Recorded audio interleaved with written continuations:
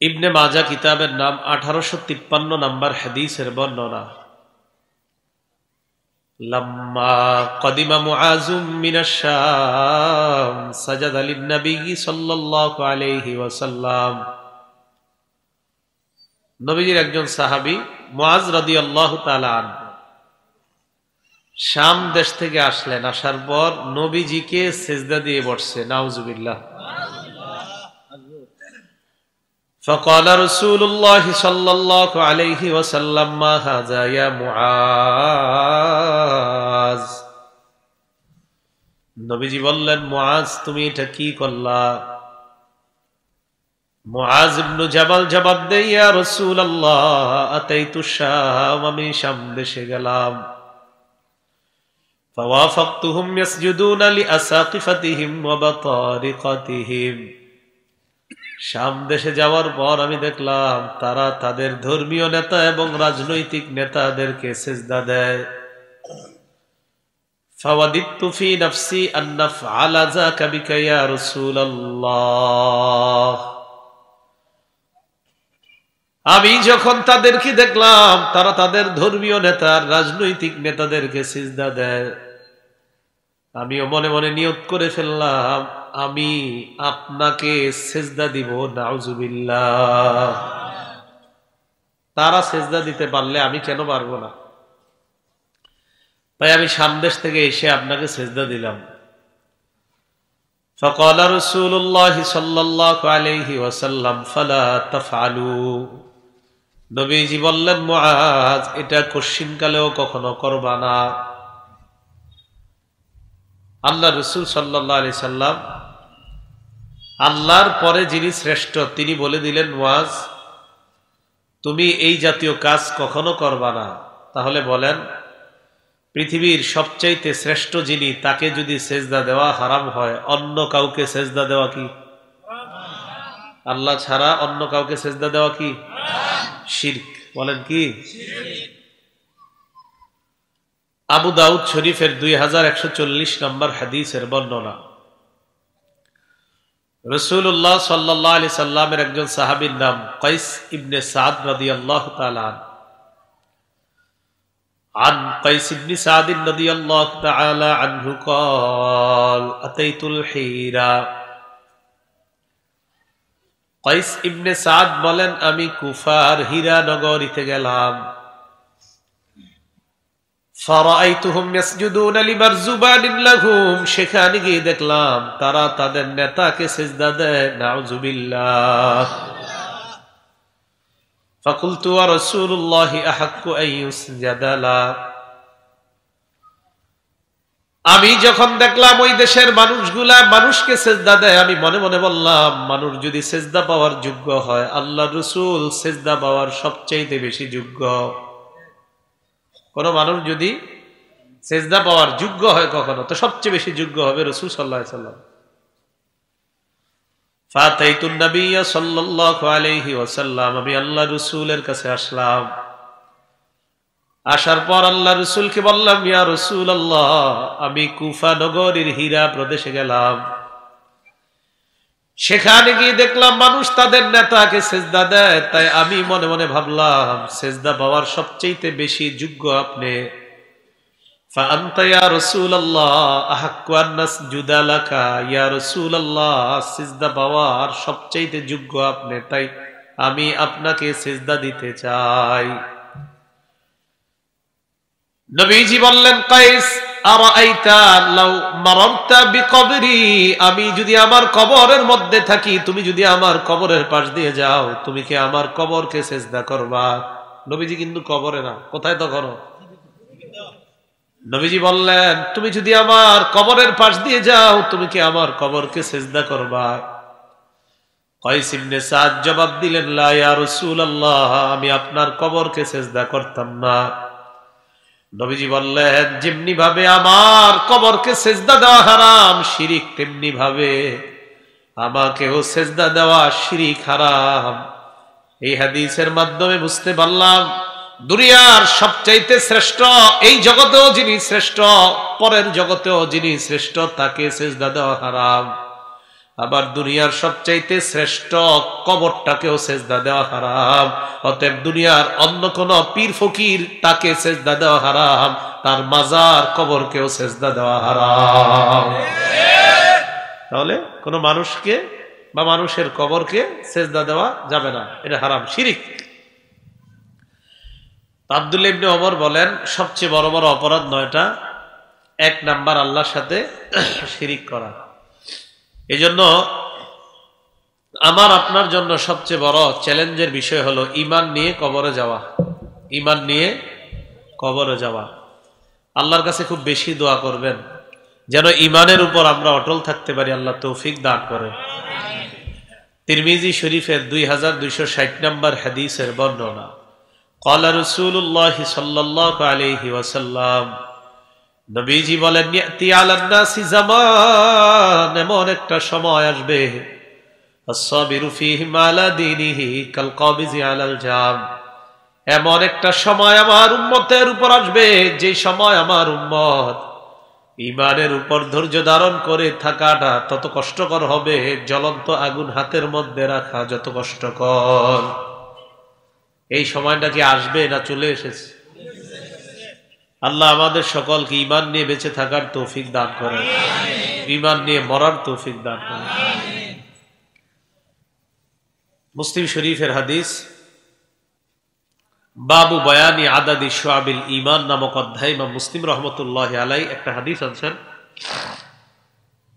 এই হাদিসের মধ্যে রাসূলুল্লাহ সাল্লাল্লাহু আলাইহি সাল্লাম বলেন, আল ঈমানু বিদউ ওয়া সাবউনা শু'বা ফাআফযালুহা কাউলু লা ইলাহা ইল্লাল্লাহ।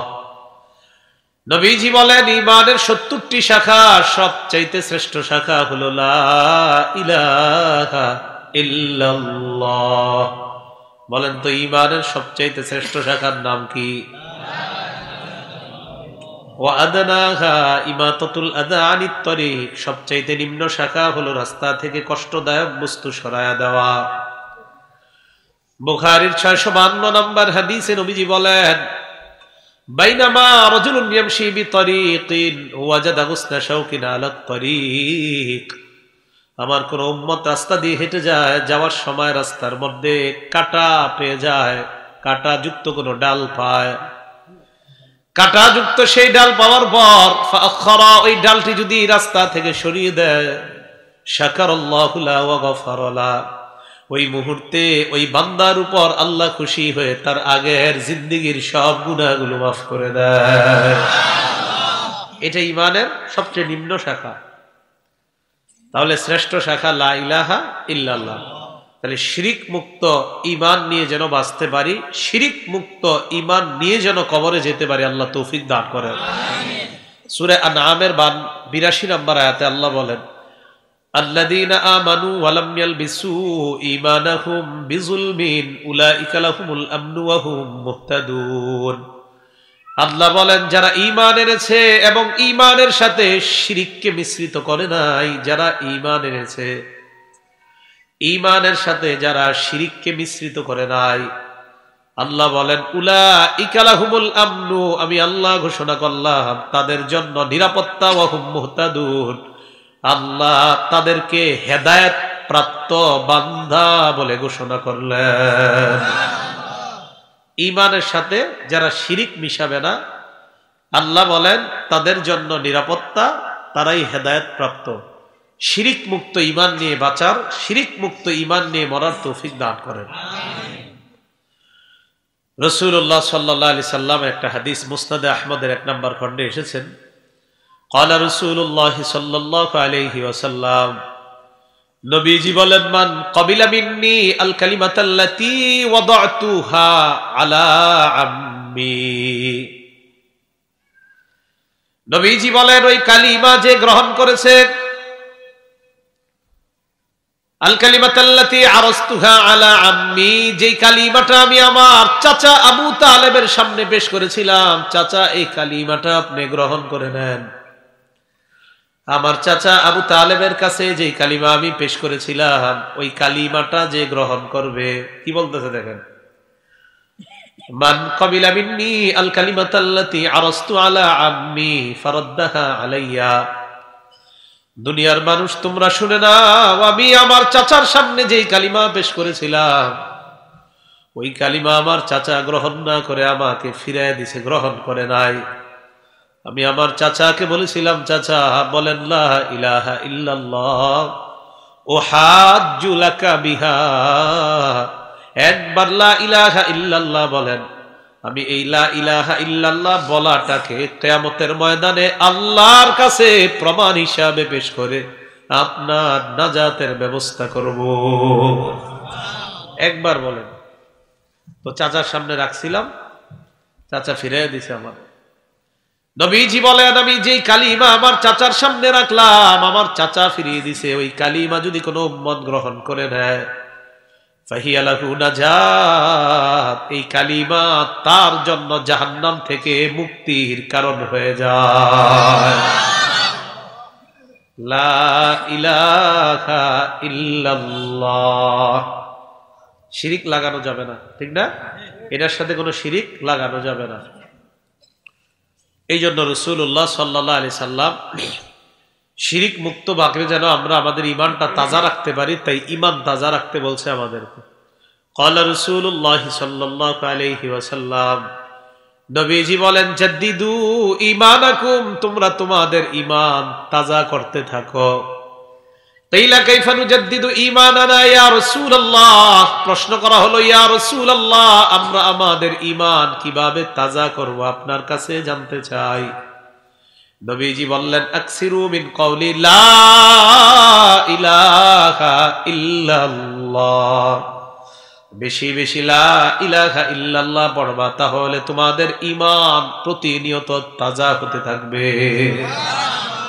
قال رسول الله صلى الله عليه وسلم, বুখারীর বর্ণনা, নবীজি বলেন, আফজালুজ যিকরি লা ইলাহা ইল্লাল্লাহ ওয়া আফজালুদ দুআই আলহামদুলিল্লাহ। আল্লাহ নবী বলেন, সবচাইতে শ্রেষ্ঠ জিকির হলো লা ইলাহা ইল্লাল্লাহ, সবচাইতে শ্রেষ্ঠ দোয়া হলো আলহামদুলিল্লাহ। সবচাইতে শ্রেষ্ঠ জিকির কোনটা? সবচেয়ে শ্রেষ্ঠ দোয়া কোনটা? আলহামদুলিল্লাহ। এটা একদিন নবীজি এক ঘরে বসা, সাহাবাদেরকে বললেন, হাল ফিকুম গরিবুন, তোমাদের মাঝে অপরিচিত কোনো ব্যক্তি আছে কিনা? ইয়ানি আহলাল কিতাব, অপরিচিত ব্যক্তি দ্বারা উদ্দেশ্য হলো তোমরা ইমানদার ছাড়া অন্য কেউ এই জায়গায় আছে কিনা, ইহুদি ধর্ম অথবা খ্রিস্টান ধর্মের কেউ আছে কিনা। সাহাবারা জবাব দিলেন, লা ইয়া রাসূলুল্লাহ, এই জায়গায় আমরা ইমানদাররা ছাড়া আর কেউ নাই। ফাআমারা বিগলকিল বাব, আল্লাহ নবী বললেন দরজাটা লাগায় দাও। রুমে ইমানদার ছাড়া কেউ নাই, নবীজি বললেন দরজাটা লাগায় দাও। সাহাবারা বলেন দরজা লাগাইলাম। দরজা লাগিয়ে দেওয়ার পর রাসূলুল্লাহ সাল্লাল্লাহু আলাইহি ওয়াসাল্লাম বললেন, ইরফাউ আইদিকুম, তোমরা তোমাদের হাতগুলা উঠাও। একটু সুন্নত পালন করি, উঠান তো।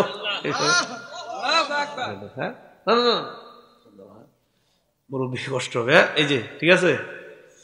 তো ঘটনা হয়েছে, নবীজিও হাত উঠেছে, সাহাবারা হাত উঠেছে, নবীজিও হাত উঠেছে না পার। তাহলে মাঝে মাঝে আপনাদেরকে হাত উঠাইতে বলাটা এটাও হাদিসে আছে। সুবহানাল্লাহ। তো নবীজিও হাত উঠায় রাখছে, সাহাবারা হাত উঠায় রাখছে। সাহাবারা বলেন, রফানা আইদিনা, আমরা আমাদের হাত উঠিয়ে রাখলাম।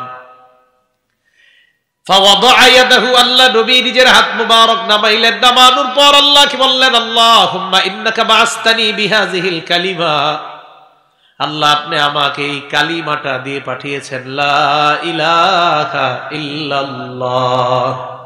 মাবুদ আপনি আমাকে এই কালিমা দিয়ে পাঠিয়েছেন, ওয়া আমরতানি বিহা, আর আমাকে আপনি আদেশ করেছেন এই কালিমার প্রচার যেন আমি করে দেই।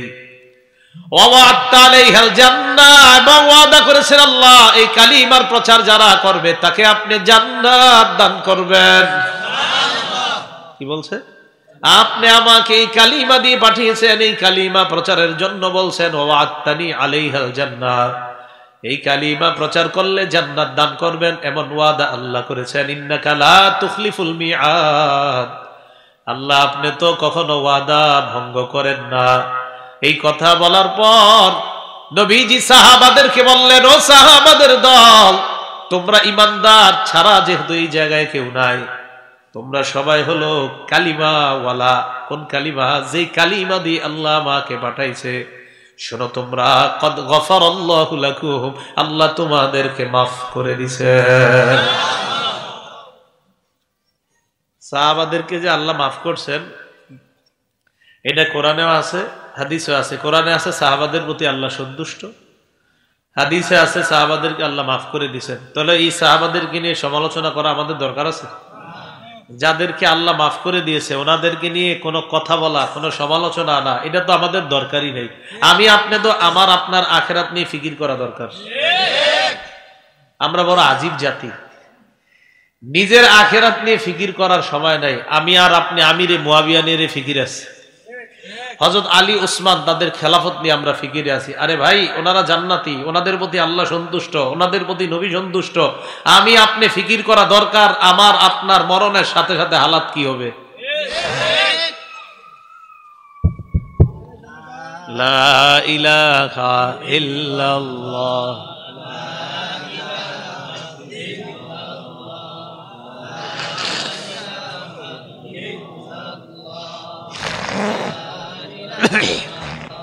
লা ইলাহা ইল্লাল্লাহ।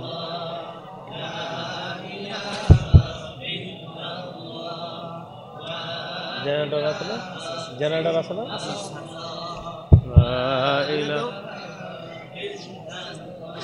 লা ইলাহা ইল্লাল্লাহ, লা ইলাহা ইল্লাল্লাহ,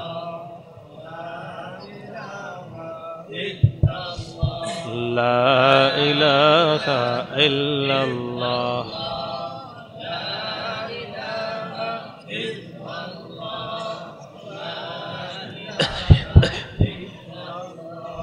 লা ইলাহা ইল্লাল্লাহু মুহাম্মাদুর রাসূলুল্লাহ সাল্লাল্লাহু আলাইহি ওয়াসাল্লাম।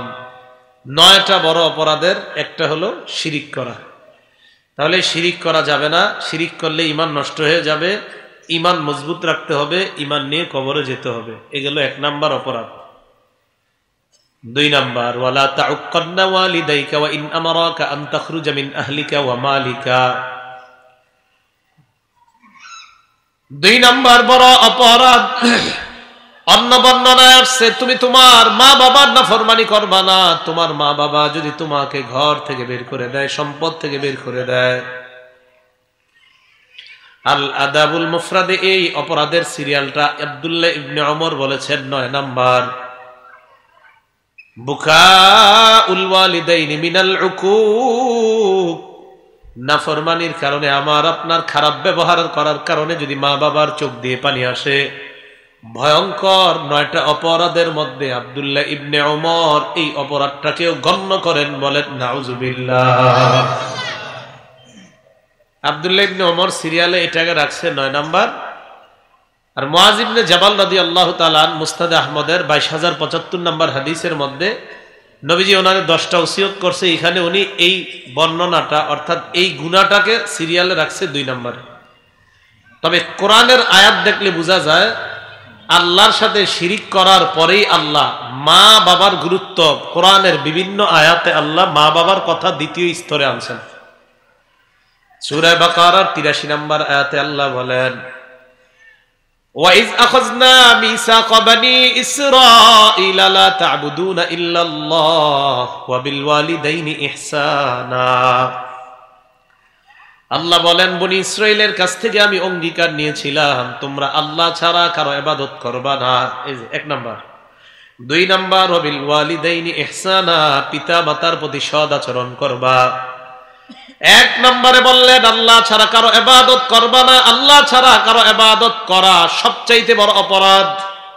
2 নম্বরে বললেন পিতা মাতার প্রতি সৎ আচরণ করবা।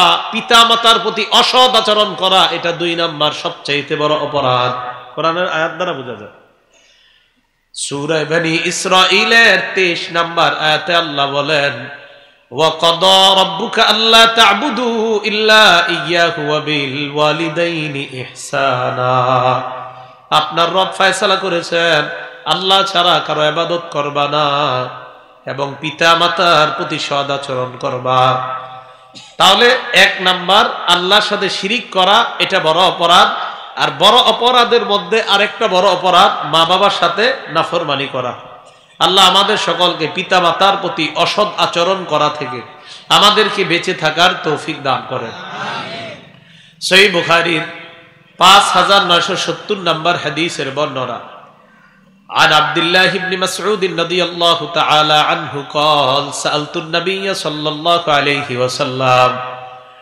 আব্দুল্লাহ ইবনে মাসউদ রাদিয়াল্লাহু তাআলা আনহুর বর্ণনা, তিনি বলেন আল্লাহর নবীকে আমি প্রশ্ন করলাম, আইয়ুল আমালি আহাব্বু ইলাল্লাহ ইয়া রাসূলুল্লাহ, হে আল্লাহর নবী আপনার কাছে জানতে চাই আল্লাহর কাছে সবচেয়ে প্রিয় আমল কোনটা, আল্লাহর কাছে সবচেয়ে পছন্দনীয় আমল কোনটা? নবীজি জবাব দেয় আস-সালাতু আলা ওয়াক্তিহা, সময় মতো নামাজ পড়া। তিনি আবার প্রশ্ন করলেন সুম্মা আইয়ুন ইয়া রাসূলুল্লাহ, এরপর আল্লাহর কাছে সবচেয়ে বড় অপরাধ কোনটা? নবী জবাব দিলেন বিররুল ওয়ালিদাইন, পিতা মাতার প্রতি সদ আচরণ করা। হাদিসটা একটু বুঝেন তো। 1 নম্বরে প্রশ্ন করলাম আল্লাহর কাছে প্রিয় আমল কোনটা, নবীজি বললেন সময় মতো নামাজ পড়া। 2 নম্বরে প্রশ্ন করলাম এরপর আল্লাহর কাছে প্রিয় আমল কোনটা, নবীজি বললেন পিতা মাতার প্রতি সদ আচরণ করা।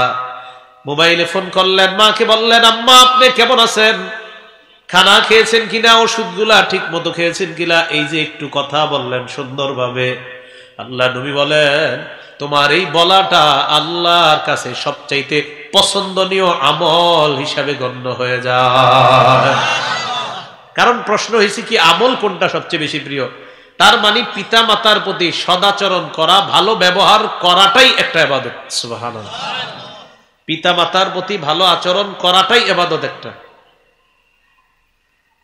তো নবীজিকে প্রশ্ন করলেন হুজুর এরপর কোনটা সবচেয়ে বড় আমল? নবীজি বললেন আল জিহাদু ফি সাবিলিল্লাহ, আল্লাহর রাস্তায় জিহাদ করা। তাহলে এবার উল্টা করেন তো। 1 নাম্বার আল্লাহ ছাড়া কারো ইবাদত না করা, আল্লাহ বলে দিয়েছেন যদি ইবাদত করা হয় কারো শিরিক।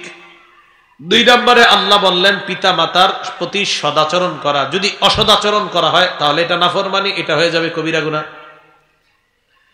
বুখারীর 5971 নম্বর হাদিসের বর্ণনা। عن أبي هريرة رضي الله تعالى عنه قال جاء رجل إلى رسول الله صلى الله عليه وسلم। আবু হুরায়রা রাদিয়াল্লাহু তাআলা আনহুর বর্ণনা, এক ব্যক্তি আল্লাহর রাসূলের কাছে আসলেন, আসার পর নবীজিকে প্রশ্ন করলেন মান আহাক্কুন নাস বিহুসনি সাহাবাতি ইয়া রাসূলুল্লাহ, হে আল্লাহর রাসূল আপনার কাছে জানতে চাই পৃথিবীর মধ্যে সবচাইতে ভালো আচরণ পাওয়ার যোগ্য কে, আমি কার সাথে সবচাইতে ভালো আচরণ করব হুজুর আপনার কাছে জানতে চাই। নবীজি বললেন উম্মুকা, তোমার মা। তিনি আবার প্রশ্ন করলেন সুম্মা আইয়ুন, হুজুরের পর কে? নবীজি বললেন উম্মুকা, তোমার মা। তিনি আবার প্রশ্ন করলেন সুম্মা আইয়ুনের পর কে? নবীজি বললেন উম্মুকা, তোমার মা। তিনি আবার প্রশ্ন করলেন সুম্মা আইয়ুনের পর কে? নবীজি বললেন সুম্মা আবুকা, এরপর তোমার বাবা। বলেন তো মায়ের কথা কয়বার? মায়ের কথা 3 বার। কেন? কারণ মা এমন 3টা কষ্ট পায় যেই 3টা কষ্ট বাবা কখনো পায় না।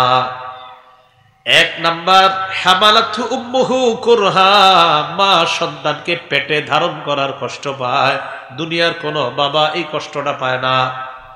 2 নাম্বার ওয়াদাতহু কুরহা, মা সন্তানকে প্রসব করার কষ্ট পায়, দুনিয়ার কোন বাবা সন্তান প্রসব করার কষ্ট পায় না। 3 নাম্বার ওয়া হামলুহু ওয়া ফিসালুহু 30 শাহরা, মা সন্তানকে দুধ পান করার কষ্ট পায়, এই কষ্ট বাবা কখনো পায় না। রাত 1টা, 1:30, 2টা, 2:30, 3টা বাচ্চা যখন কান্না করে মা তখনই দুধ পান করায়, এই কষ্ট কখনো বাবার সহ্য করতে হয় না, ঠিক না? উল্টা মাঝে মাঝে বিরক্ত হয়ে বাবা পাশের রুমে গিয়ে ঘুমায়, এটাই সত্যি। এতবার কান্না করলে ঘুম ভেঙে যায়। অবশ্য বাবার আবার দায়িত্ব আছে, সকালে উঠে অফিসে যেতে হবে, কাজ আছে, মাদ্রাসায় যেতে হবে, স্কুলে যেতে হবে, পড়াইতে হবে, বাজারে যেতে হবে, দোকানদারি করতে হবে, বাবারও ঘুম দরকার, কারণ বাবা যদি সঠিক মতো না ঘুমায় তাহলে পরিবারের জীবিকা নির্বাহ আবার কে করবে? বাবা তো বাহিরের কাজ দেখতে হবে। তো যে বিষয়টা বললাম, তিনটা কষ্ট মা পায়, যে তিন কষ্ট বাবা কখনো পায় না। তাই নবীজি বললেন মা মা মা, এরপরে বললেন বাবা, কারণ মা এমন তিন কষ্ট পায় যা দুনিয়ার কেউ পায় না। তাই নবী মায়ের কথা তিনবার বললেন। সহিহ বুখারীর বর্ণনা 5972 নম্বর হাদিসের বর্ণনা। عن عبد الله بن عمرو رضي الله تعالى عنه قال قال رجل للنبي صلى الله عليه وسلم, এক ব্যক্তি আল্লাহ রাসূলকে প্রশ্ন করলেন, ইয়া রাসূলুল্লাহ উজাহিদু, আমি জিহাদের ময়দানে যাইতে চাই, আপনার অনুমতি চাই, আমি জিহাদে যাব। নবীজি বললেন, ইরজি, বাসায় যাও। কোথায় যাও? বাসায় যাও। আলাকা আবাওয়া, তোমার পিতা মাতা জিন্দা আছেনি? ওই ব্যক্তি জবাব দিলেন, জি হুজুর, আমার পিতা মাতা জীবিত আছে। নবীজি বললেন, ফাফিহিমা ফাজাহিদ, যাও পিতা মাতার সেবা করার মাধ্যমে জিহাদ করো। তুমি যদি পিতা মাতার সেবা করো, জিহাদের সওয়াব আল্লাহ তোমাকে দিয়ে দিবে। বুখারীর বর্ণনা 5973 নম্বর হাদিসের বর্ণনা। আর আব্দুল্লাহ ইবনে আমর রাদিয়াল্লাহু তাআলা আনহুমা قال قال رسول الله صلى الله عليه وسلم, নবীজি বলেন, লা ইয়ালআনুর রাজুলু ওয়ালিদাই, কোন সন্তান যেন তার পিতা মাতাকে অভিশাপ না দেয়। সাহাবারা বললেন, ইয়া রাসূলুল্লাহ কাইফা ইয়ালআনুর রাজুলু ওয়ালিদাই, একজন সন্তান পিতা মাতাকে অভিশাপ কিভাবে দেয় আপনার কাছে জানতে চাই। নবীজি বললেন, ইয়াসুব্বুর রাজুলু আবার রাজুল ফায়াসুব্বু আবাহু ওয়া ইয়াসুব্বু উম্মা, কোন ব্যক্তি তার পিতাকে গালি দেয়, উল্টা ওই ব্যক্তি তোমার পিতাকে গালি দেয়, তুমি আরেকজনের মাকে গালি দিলা, উল্টা তোমার মাকে গালি দিলা। এই যে তুমি আরেকজনকে গালি দিয়ে তোমার মাকে গালি শোনাইলা, আরেকজনকে গালি দিয়ে তোমার বাবাকে গালি শোনাইলা, এটাই হলো তুমি তোমার মা বাবাকে অভিশাপ দেওয়া। কি বুঝলাম? কারো মা বাপরে গালি দিয়েন না। যদি গালি দেন, পাল্টা আপনার বাবারে গালি দিবে, আপনার মাকে গালি দিবে। যদি আপনি কাউকে গালি দেন, পাল্টা যদি আপনার বাবাকে গালি দেয়, আপনার মাকে গালি দেয়, তো এই গালি আপনি ব্যবস্থা, শোনানোর ব্যবস্থা আপনিই করছেন, ঠিক না? আমি আপনার আব্বারে গালি দিলাম, আপনি জবাবে আমার একটা গালি দিলেন, তাহলে আমার বাপের গালি কে খাওয়াইলো? আমি খাওয়াইলাম। নবীজি কয়, কোন সন্তান তার বাবারে গালি খাওয়ানো, কোন সন্তান তার মাকে গালি খাওয়ানো মানে ওই মা বাবাকে ওই সন্তান অভিশাপ দেওয়া। নাউজুবিল্লাহ। আবু দাউদ শরীফের হাদিস 1532 নম্বর 82 নম্বর হাদিসের বর্ণনা। এই হাদিসের মধ্যে আসছে, এক ব্যক্তি নবীজি সাল্লাল্লাহু আলাইহি সাল্লামের কাছে আসছে, আসার পর কয়, ইন্নী কুনতু আরাদতুল হিজরাতা মাকা ইয়া রাসূলুল্লাহ, হুজুর আমি আপনার সাথে হিজরত করে মদিনায় যেতে চাই। আমি মদিনায় গিয়ে আপনার চেহারা মুবারক দেখবো, আমি আপনার সাথে থাকতে চাই, তাই আমি আপনার সাথে হিজরত করে মদিনায় যেতে চাই। ইয়া রাসূলুল্লাহ তারাকতু আবাওয়াইয়া ইয়াবকিয়ান, বাসা থেকে আমি আপনার কাছে যখন আসছি, আমি দেখলাম আমার আব্বা আম্মা কান্না করতেছে, আমি বাবা মাকে কান্নারত অবস্থায় রেখে আসলাম। নবীজি বললেন, হিজরতের চিন্তা পরে করো, আগে বাসায় যাও। যাওয়ার পর আদহিকহুমা কামা আবকাইতাহুমা, মা বাবারে যেইভাবে কান্না করিয়েছো তাড়াতাড়ি গিয়ে তাদেরকে হাসিয়ে দাও। বাড়িতে যাও, মা বাবাকে যেইভাবে কান্না করিয়েছো বাড়িতে যাও, গিয়ে তাদেরকে হাসানোর ব্যবস্থা করো। এই হাদিস দ্বারা বোঝা গেল, রাসূল সাল্লাল্লাহু আলাইহি সাল্লাম বুঝাইতে চায় পিতা মাতার কত গুরুত্ব একজন সন্তানের কাছে। আমরা যারা সন্তান আছি, মা বাবার গুরুত্ব আমরা যেন সর্বক্ষেত্রে তাদের সেবা করার ক্ষেত্রে সামান্যতম নাফরমানি যেন আমাদের দ্বারা না হয়। যদি হয়ে যায়, এটা হবে কবিরা গুনাহ, আমার গজব আসার কারণ হবে। আর গজব যখন আসবে বুঝতে হবে আমি নিজের হাতেই নিজের গজব কামাই করলাম।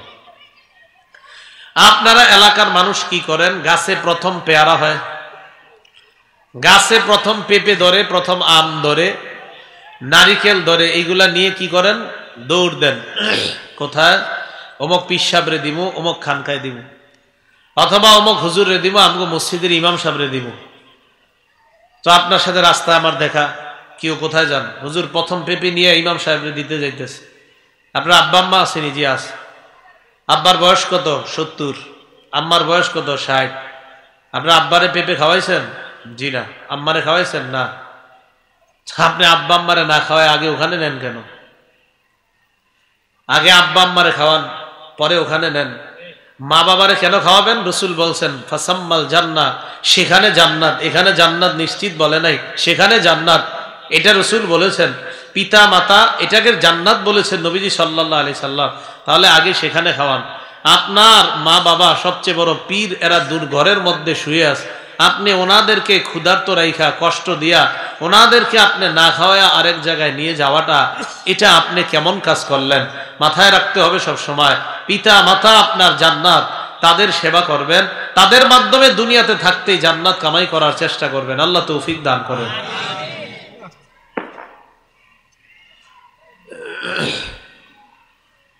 তো যাই হোক, রাসূলুল্লাহ সাল্লাল্লাহু আলাইহি সাল্লামের একজন সাহাবী মুআবিয়া ইবনে জাহিমা রাদিয়াল্লাহু তাআলা আনহু, তিনি নবীজি সাল্লাল্লাহু আলাইহি সাল্লামের কাছে আসলেন। আসার পর বললেন, ইয়া রাসূলুল্লাহ ইন্নী কুনতু আরাদতুল জিহাদা মাকা ইয়া রাসূলুল্লাহ। নবীজিকে বললেন, ইয়া রাসূলুল্লাহ আমি আপনার পাশে থেকে জিহাদের ময়দানে থাকতে চাই, আমি আপনার পাশে থেকে লড়াই করতে চাই। আবতাগি বিযালিকা ওয়াজহাল্লাহ ওয়াদ দারাল আখিরাহ। ইকু দিবেন না, ইকু সামান্য দিবেন না। আমি আপনার পাশে থেকে লড়াই করতে চাই, জিহাদের ময়দানে আপনার আশেপাশে থেকে লড়াই করতে চাই। আমি এর মাধ্যমে আল্লাহর সন্তুষ্টি এবং আখিরাতের সন্তুষ্টি চাই। আল্লাহ নবী বললেন, আহাইয়াতুন উম্মুকা, তোমার মা জিন্দা আছে কিনা? সাহাবী জবাব দিলেন, ইয়া রাসূলুল্লাহ আমার আম্মা জিন্দা আছে। নবীজি বললেন, ইরজি ফাবাররাহা, বাসায় যাও, মায়ের সেবা করো। এই সাহাবী বলেন, আমি আবার নবীর আরেক পাশ দিয়ে গেলাম, যাওয়ার পর বললাম, আমি আপনার সাথে জিহাদের ময়দানে থেকে লড়াই করতে চাই, আল্লাহ চাই, আখিরাত চাই। নবীজি বললেন, আহাইয়াতুন উম্মুকা, তোমার মা জিন্দা আছে কিনা? সাহাবী জবাব দিলেন, হ্যাঁ ইয়া রাসূলুল্লাহ। নবী বললেন, ইরজি ফাবাররাহা, বাসায় যাও, মায়ের সেবা করো। আবার আমি আল্লাহ নবীর সামনে দিয়ে আসলাম, আসার পর বললাম, ইয়া রাসূলুল্লাহ আমি আপনার সাথে জিহাদের ময়দানে যেতে চাই, জিহাদে গিয়ে আমি আপনার আশেপাশে থাকতে চাই, জিহাদের মাধ্যমে আমি আল্লাহর সন্তুষ্টি চাই, আখিরাত চাই। নবীজি বললেন, তোমার মা জিন্দা আছে কিনা? জি আছে। ইরজি ফাবাররাহা, যাও মায়ের সেবা করো। কয়বার? তিনবার। বারবার এদিক যায়, একবার সেদিক যায়, একবার ডানে একবার বামে, সামনে এসে বারবার নবীর কাছে অনুমতি চায়। নবীজি বললেন, ইলজাম রিজলাহা, মায়ের পা আঁকড়ে ধরো, ফাসাম্মাল জান্নাহ, সেখানেই তোমার জান্নাত। তাহলে এখানে জান্নাত বলছে। এই জন্য মা বাবার সেবার মাধ্যমে জান্নাত যেন কামাই করতে পারি, আল্লাহ তৌফিক দান করেন। আম্মা জান আয়েশা সিদ্দিকা রাদিয়াল্লাহু তাআলা আনহার বর্ণনা, এক আজীব হাদিস শুনেন। ক্বালা রাসূলুল্লাহ সাল্লাল্লাহু আলাইহি ওয়াসাল্লাম, নবীজি বলেন, রাআইতুনি ফিল জান্নাহ, আমি স্বপ্নে দেখলাম আমি জান্নাতে ঘুরে বেড়াই। নবীজি স্বপ্নে দেখলেন উনি জান্নাতে ঘুরে বেড়ায়। আমি যখন আমাকে নিজেকে জান্নাতের মধ্যে দেখলাম, সামিআতু সাওতা কারিইন ইয়াকরাউ, হঠাৎ একজন পাঠকের আওয়াজ শুনলাম, যিনি কোরআন তেলাওয়াত করতেছে, কোরআনের আওয়াজ আমি জান্নাতে শুনতে পাইলাম। ফেরেশতাদেরকে প্রশ্ন করলাম, মান হাযা, এই ব্যক্তিকে যার কোরআনের আওয়াজ আমি জান্নাতের মধ্যে শুনতে পাই? ফেরেশতারা জবাব দেয়, হারিসা ইবনুন নু'মান, এই ব্যক্তির নাম হলো হারিসা ইবনুন নু'মান। কি নাম? হারিসা। নবীজি আম্মা জান আয়েশাকে বলেন, আয়েশা, কাযালিকাল বিররু, কাযালিকাল বিররু, মা বাবার সেবা করার ব্যাপারটা এমন, মা বাবার সেবা করার ব্যাপারটা এমন। ওয়া কানা আবাররান নাসি বিউম্মিহি, এই হারিসা দুনিয়ার মানুষের মধ্যে মায়ের সবচাইতে বেশি সেবা করত। আজকে মায়ের সেবা করার কারণে জান্নাতের মধ্যে আল্লাহ তার কোরআনের আওয়াজ আমার কানে পৌঁছায় দেয়। মায়ের সেবা করত। নবীজি বলেন, আমি জান্নাতে গিয়ে তার কোরআনের আওয়াজ শুনতে পাইলাম। মায়ের সেবার করার কারণে একজন ব্যক্তিকে আল্লাহ জান্নাতে কোরআন পড়ার ব্যবস্থা করে দিলেন। তো নবীজি বলেন যে মা বাবার সেবার কারণে ও এত বড় নিয়ামতটা অর্জন করছে। আল্লাহ আমাদের সকলকে পিতা মাতার সেবা করার তৌফিক দান করেন। বলছিলাম বড় বড় অপরাধ কয়টা? 9টা। 1 নাম্বার আল্লাহর সাথে শিরিক করা। এই 9টা অপরাধের মধ্যে আরেকটা হলো মা বাবার চোখ দিয়ে পানি আনা। মা বাবার চোখ দিয়ে পানি আনা, আপনি এমন ব্যবহার করছেন তাদের চোখ দিয়ে পানি আনছে, এই জন্য মা বাবার সাথে নাফরমানি না করা। 3 নাম্বার ওয়াকতলু নাসামাহ, নর হত্যা করা, মানুষ হত্যা করা। কোন মানুষকে হত্যা করার কল্পনাও করা যাবে না। বলেন, মানুষ হত্যা করার কি করা যাবে না? কল্পনাও করা যাবে না। ক্বালা রাসূলুল্লাহ সাল্লাল্লাহু আলাইহি ওয়াসাল্লাম, বুখারীর 3335 নম্বর হাদিসের বর্ণনা। নবীজি বলেন, লা তুকতালু নাফসুন যুলমা ইল্লা কানা আলা ইবনি আদম আল আউয়াল কিফলুম মিন দামিহা। দুনিয়ার মধ্যে যত হত্যাকাণ্ড অন্যায়ভাবে ঘটবে, প্রত্যেকটা হত্যাকাণ্ডের রক্তের একটা গুনাহের একটা অংশ আদম নবীর প্রথম সন্তানের কবরের মধ্যে পৌঁছে যায়। লিআন্নাহু আউয়ালু মান সান্নাল কতলা, কারণ আদম নবীর প্রথম সন্তান কাবিল দুনিয়াতে সর্বপ্রথম হত্যার প্রচলন ঘটিয়েছে। এই জন্য যত হত্যাকাণ্ড হবে প্রত্যেকটা হত্যাকাণ্ডের গুনাহের একটা অংশ কাবিলের কবরের মধ্যে চলে যায়। এই হাদিস দ্বারা কি বোঝা যায়? যারা আপনারা গুনাহের দরজা খোলেন, ঘরে টেলিভিশন কিনে দিচ্ছেন, গুনাহ কয়জনেরটা মাথায় নেবেন? কাবিল গুনাহের দরজা খোলার কারণে যত গুনাহ করবে কাবিলের কবরে যদি যায়, তো আপনি না টেলিভিশন কিনে দিচ্ছেন, আপনার আব্বা আম্মা বউ ছেলে মেয়েদেরকে গুনাহের দরজা খুলে দিচ্ছেন, কয়জনেরটা মাথায় নেবেন? আর যে ব্যক্তি আরো বড় পর্দার ব্যবস্থা করে দিছে, এটার গুনাহের বোঝার মাথা কয়জনে নিবে? গুনাহের দরজা খুলেন না, গুনাহ নিজে করেন, আল্লাহর কাছে মাফ চান, আল্লাহ মাফ করে দিবে। কিন্তু গুনাহের দরজা যদি খোলেন তাহলে মরছেন। আল্লাহ আমাদের সকলকে গুনাহমুক্ত জীবন যাপন করার তৌফিক দান করেন। একটা চড়ুই পাখিকেও অন্যায়ভাবে হত্যা করবেন না। নাসাই শরীফের 4446 নম্বর হাদিসের বর্ণনা। ক্বালা রাসূলুল্লাহ সাল্লাল্লাহু আলাইহি ওয়াসাল্লাম, নবীজি বলেন, মান কতালা উসফুরান আবাসা, কোন মানুষ যদি অনর্থক একটা চড়ুই পাখিকে হত্যা করে, আজ্জা ইলাল্লাহি ইয়াউমাল কিয়ামা, কিয়ামতের ময়দানে ওই চড়ুই পাখি আল্লাহর কাছে মামলা দায়ের করবে আর বলবে, ইয়া রাব্বি ইন্না ফুলানান কতালানি আবাসা, মাবুদ ওকে আমাকে অনর্থক হত্যা করছে, আমি তোমার কাছে এই হত্যাকাণ্ডের বিচার চাই।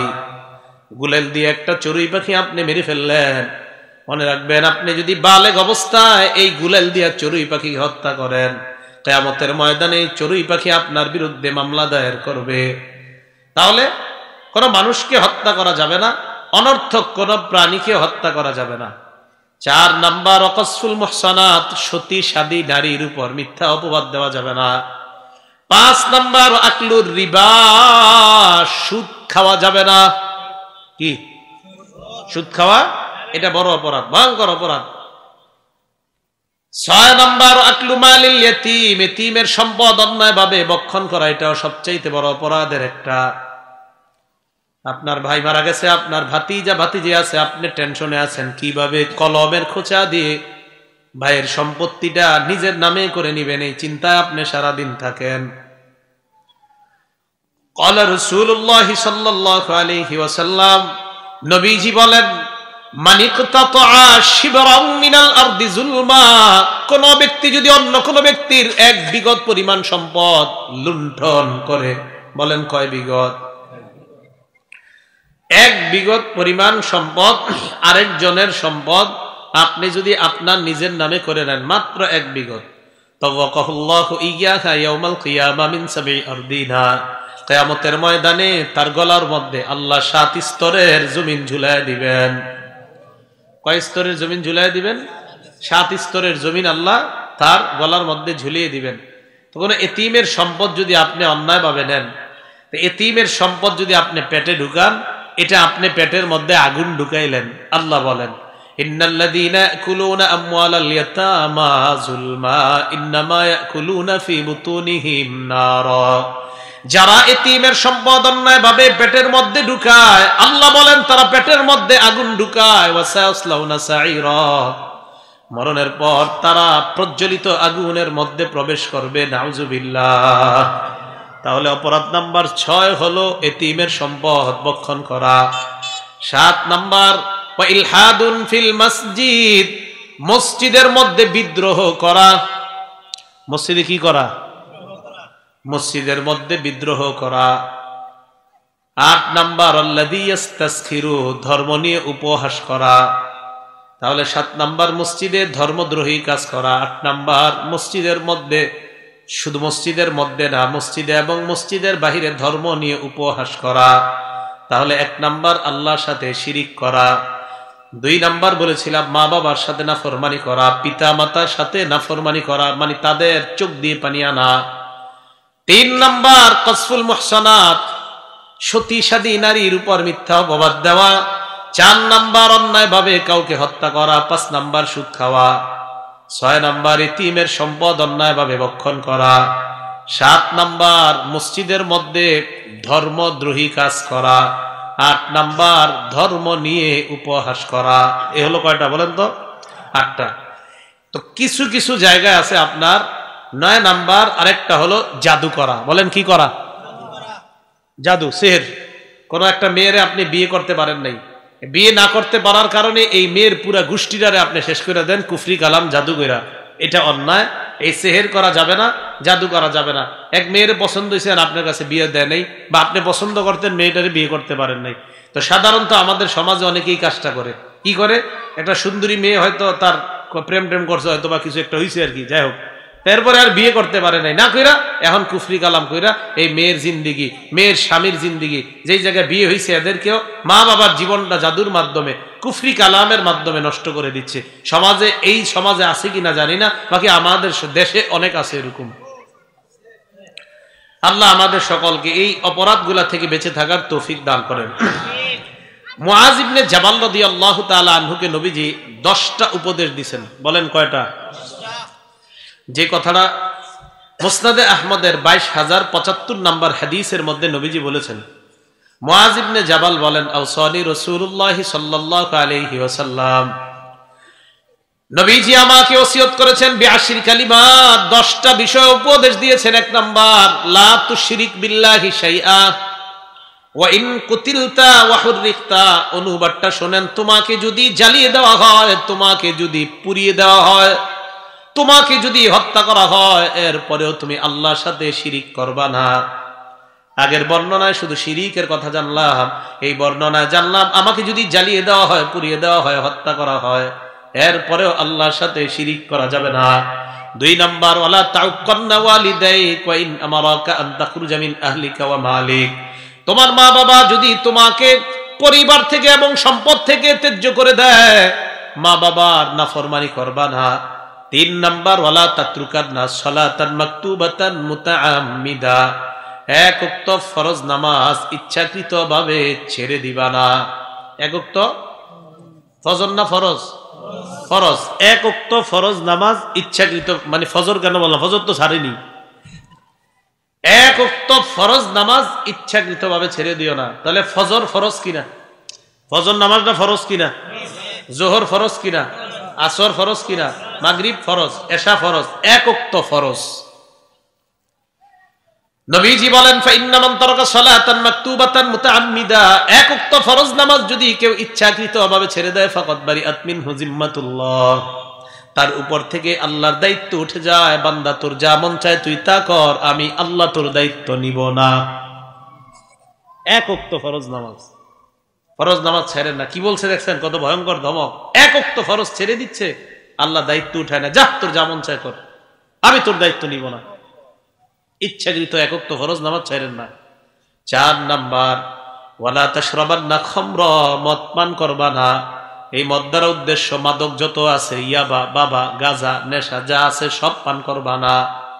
ফাইন্নাহু রাসু কুল্লি ফাহিশা, মদ সমস্ত অশ্লীলতার মূল। 5 নাম্বার, ইয়াকা ওয়াল মাসিয়া, আল্লাহর নাফরমানি করা থেকে বাঁচবা। ফাইন্নাল মাসিয়াতি হাল্লা সাকাতুল্লাহ, আল্লাহ নাফরমানির কারণে দুনিয়াতে গজব আসে। বলেন, আল্লাহ নাফরমানিতে দুনিয়াতে কি আসে? ওয়া ইয়াকা ওয়াল ফিরার মিনাজ জাহফি ওয়া ইন হালাকান নাস। সবাই যদি মারা যায় এরপরেও তুমি জিহাদের ময়দান থেকে পলায়ন করবা না। 7 নাম্বার, ইদা আসাবান নাসা মুতান ওয়া আনতা ফীহিম ফাসবুত। কোন এলাকার মধ্যে তুমি আছো, ওই এলাকায় যদি মহামারী দেখা দেয়, মহামারীর ভয়ে ওই এলাকা ছেড়ে তুমি অন্য কোথাও যাবে না, ওই এলাকায় তুমি অবস্থান করবা। বুখারীর বর্ণনা, আল্লাহ নবী বলেন, যে এলাকায় মহামারী লাগে বাহিরের কেউ ওই এলাকায় যাবে না, ওই এলাকার কেউ বাহিরে যাবে না। করোনা ভাইরাসের সময় ডাক্তাররা নিয়ম করে দেয় লকডাউন দেওয়া, এক রাষ্ট্রের মানুষ আরেক রাষ্ট্রে না যাওয়া। বিজ্ঞান এই নিয়ম করে দেয়, আমরা মেনে নিলাম। বিজ্ঞান আধুনিক যুগে আইসা অনেক গবেষণার পর লকডাউনের নিয়ম বানায়, আর আমার নবী অবিকল এই নিয়ম 1500 বছর আগে বলে যায়। গবেষণা হুদাই কি গবেষণা? নবী তো এটা কুয়ে গেছেন, গবেষণা কি লাগে? নবী বলে গেছে না, তাই গবেষণা কি আছে? নবী তো বলছি যেখানে মহামারী লাগবে বাইরে যাইবা না, তাই গবেষণা কি দরকার? নবী তো বলেই দিছে যে এলাকায় মহামারী লাগে আর বাহিরে যাবা না, বাহিরের কেউ ভিতরে আসবে না। আমাদের নবীজি বলে দিছে। তো মনে করেন একটু ভাব নিতে হবে, তো তাই ভাব কিভাবে নেয়? যে আপনার বিদেশের বিভিন্ন বড় বড় যারা সায়েন্টিস্ট বিজ্ঞানী বড় বড় এরকম, তারা ভাব নিল যে হ্যাঁ এরকম এরকম করতে হবে, তাহলে মানুষ নিরাপদ থাকবে। তো ভাব তো সবচেয়ে বেশি নেওয়া উচিত মুসলমানরা, কারণ মুসলমানের নবী 1500 বছর আগে এই নিয়ম বলে গেছে।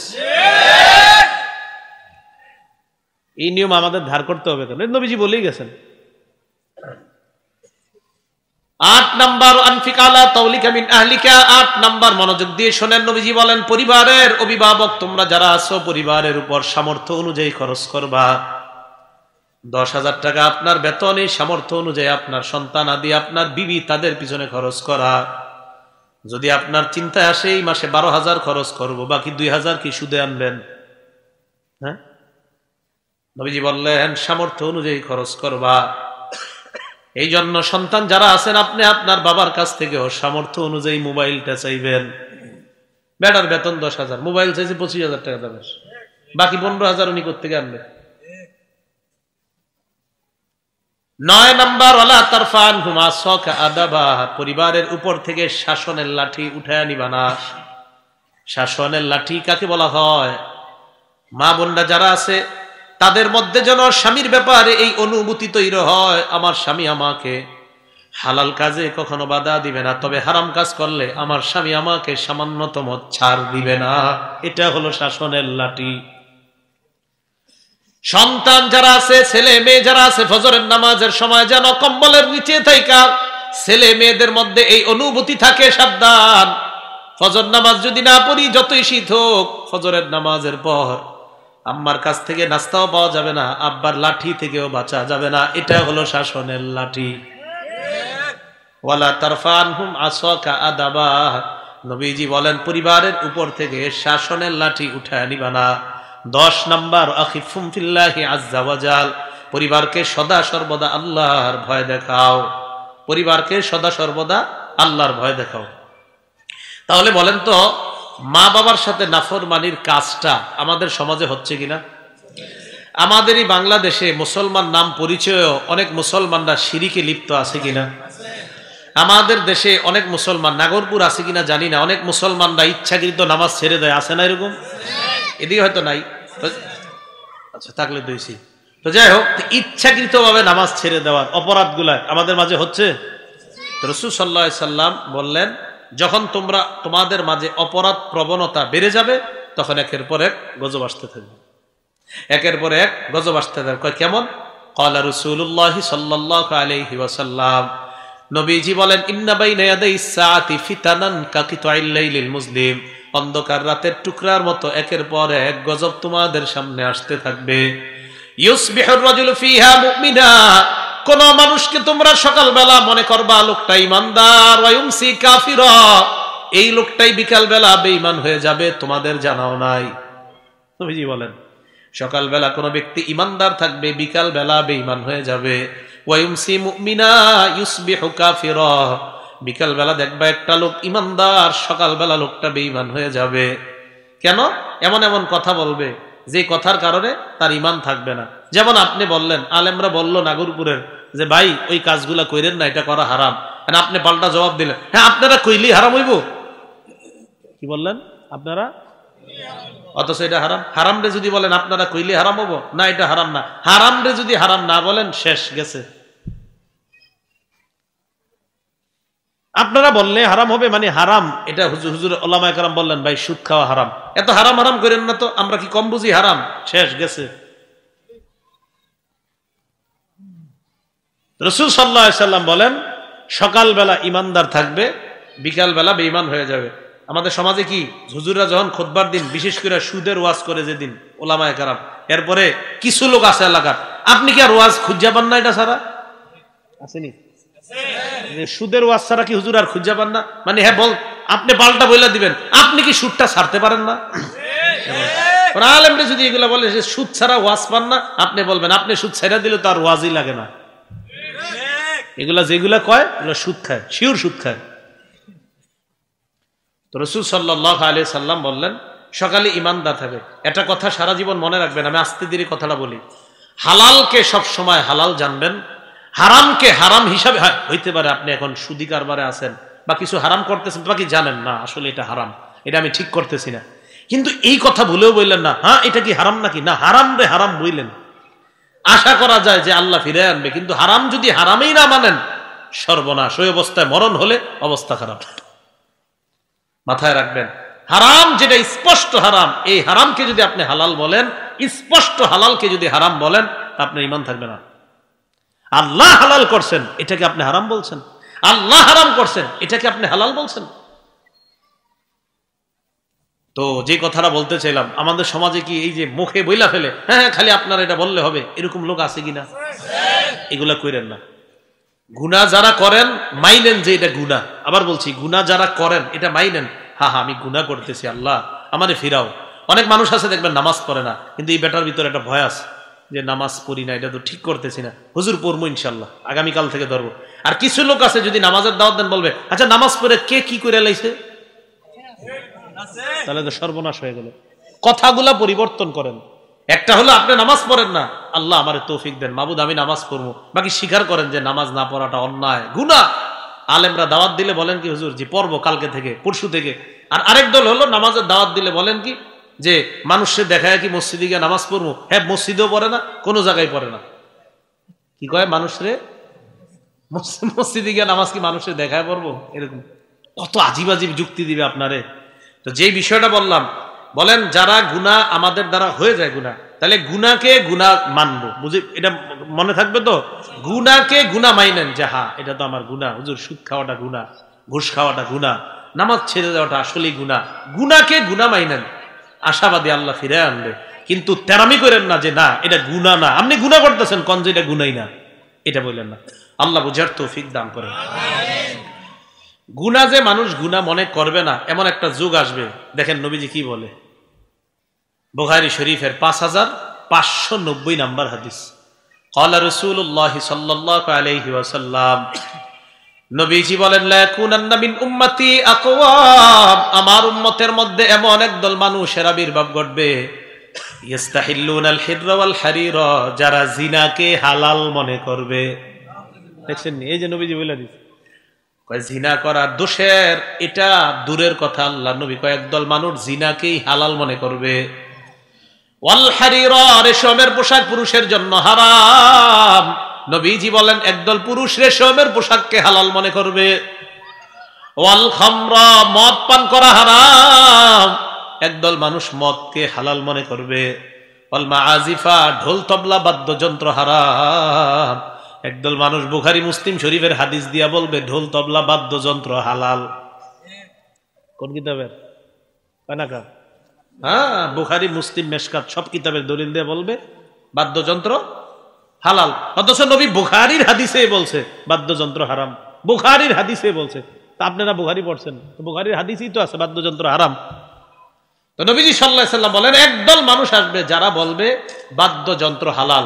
এই জন্য কোনো মানুষ যখন হঠাৎ বলে বাদ্যযন্ত্র যে হারাম এটা কোরআনের কই লেখা আছে, বাদ্যযন্ত্র যে হারাম এটা হাদিসের কই লেখা আছে, তাদের কথা শুনলে আমরা অতটা ঘাবড়ে যাই না, বরং নবীজির কথার উপর আমাদের ঈমান আগের চেয়ে আরো বেড়ে যায়। কারণ নবীজি বলছে একদল লোক গান বাদ্যকে হালাল মনে করবে। রাসূলুল্লাহ সাল্লাল্লাহু আলাইহি সাল্লাম অন্য এক হাদিসের মধ্যে বলেন, দেখবেন এই হাদিসটা আর বর্তমান রূপরেখা মিলান, আবু দাউদ শরীফের 3688 নম্বর হাদিস। ক্বালা রাসূলুল্লাহ সাল্লাল্লাহু আলাইহি ওয়াসাল্লাম, নবীজি বলেন, লা ইয়াশরাবান্না নাসুম মিন উম্মতি আল খামরা, এমন একটা সময় আসবে যেই সময় মানুষ মদ পান করবে, ইউসাম্মুনাহা বিগাইরি ইসমিহা, মদের নাম দিবে অন্য নাম, মদের নাম দিবে অন্য নাম। হারাম জিনিস, এই হারামের নাম দিবে অন্য, এটার নাম হবে ডাইল। আর কি আছে? আরে আরো ইয়াবা, বাবা। এই হারামের অন্য নাম দিবে, নেওয়ার পর এই হারাম গুলা টানবে বিয়ার। নবীজি বলেন, ইউযাফু আলা রুউসিহিম বিল কাইনাতি ওয়াল মুগান্নিয়াত, এক দিক দিয়ে তারা মদ টানতে থাকবে, অন্য দিক দিয়ে নায়িকা গায়িকারা নাচবে আর গান চলতে থাকবে। বলেন এই জামানা কি আসবে না চলতেছে? নবীজি বললেন মানুষ মদ পান করবে, গায়িকা নায়িকারা গানের তালে তালে নাচবে আর মানুষ মদ পান করবে, এমন একটা যুগ আসবে বলেছে নবীজি। তাহলে আমরা দেখতেছি ওই যুগ চলতেছে। এই জন্য রাসূল সাল্লাল্লাহু আলাইহি সাল্লাম আরেকটা কথা বলছেন, কি? আরবের প্রত্যেকটা ঘরে ঘরে ফিতনা ঢুকবে। কি বলছে বলেন তো? ঘরে ঘরে ফিতনা ঢুকবে। এটা নবীজি সাল্লাল্লাহু আলাইহি সাল্লাম, সহিহ বুখারী 3176 নম্বর হাদিসের বর্ণনা। ক্বালা রাসূলুল্লাহ সাল্লাল্লাহু আলাইহি ওয়াসাল্লাম, নবীজি বলেন, উদুত সিত্তাম বাইনা ইয়াদাইস সাআহ, তোমরা 6টা জিনিস গণনা করবা কিয়ামতের অতি নিকটে, তোমরা 6টা জিনিস গণনা করবা। এই 6 জিনিস গণনা কইরা তোমরা বুঝবা কিয়ামত আর বেশি বাকি নাই। কয়টা? 1 নাম্বার মাউতি, আমার ইন্তেকাল। বলেন নবীজির ইন্তেকাল হয়েছে না হবে? আমার ইন্তেকালটা তোমরা গুনে রাখবা। 2 নাম্বার ফাতহু বাইতুল মুকাদ্দাস, বাইতুল মুকাদ্দাসের বিজয়। সাহাবাদের আমলে বাইতুল মুকাদ্দাসের বিজয় হয়ে গেছে। 3 নাম্বার সুম্মা মুতান ইয়াখুযু ফীকুম কাকুআসিল গনাম, একের পর এক তোমাদের উপর মহামারী আসবে। যেইভাবে ছাগল পালের উপর মহামারী আসে, এমন ভাবে তোমাদের উপর একের পর এক মহামারী আসবে। করোনা, ওমিক্রন, আরো কত কিছু একের পর এক নাম জানতেছি। 4 নাম্বার নবীজি বলেন সুম্মাস্তিফাদাতুল মাল, মানুষের সম্পদ বাড়তে থাকবে। হঠাৎ এমন এমন মানুষ ধনী হয়ে যাবে, আপনাদের দেখলে বিশ্বাসও হবে না, এমন মানুষ হঠাৎ ধনী হয়ে যাবে। হাত্তা ইউতা মিআতা দিনার, হাত্তা ইউতার রাজুলু মিআতা দিনার, কোন ব্যক্তিকে 100 দিনার স্বর্ণ দেওয়ার পরেও ফায়াজল্লু সাখিত, ওই লোকের চেহারা কালো হয়ে থাকবে, না আমার আরো লাগবে। 5 নাম্বার নবীজি বলেন সুম্মা ফিতনাতুন লা ইয়াবকা বাইতুম মিনাল আরাব ইল্লা দাখালাতহু, এমন ফিতনা যে ফিতনা আরবের ঘরে ঘরে প্রবেশ করবে। ফিতনা আসবে যেই ফিতনা আরবের ঘরে ঘরে প্রবেশ করবে, আরবের ঘরে ঘরে ফিতনা প্রবেশ করবে। এরপর বলেন সুম্মা হুদনাতুন তাকুনু বাইনাকুম ওয়া বাইনা বানিল আসফার, এরপর তোমাদের মাঝে আর রোমদের মাঝে একটা চুক্তি হবে। ফায়াকদিরুনা, রোমেরা ওই চুক্তিটা ভঙ্গ করবে, তারা গাদ্দারি করবে। ফায়াতুনাকুম তাহতা সামানিনা গায়া, 80টা পতাকার নিচে তারা তোমাদের বিরুদ্ধে লড়াই করতে আসবে। তাহতা কুল্লি গায়াতিন ইসনা আশারা আলফা, প্রত্যেকটা পতাকার নিচে 12,000 সৈন্য থাকবে, তারা তোমাদের বিরুদ্ধে লড়াই করতে আসবে।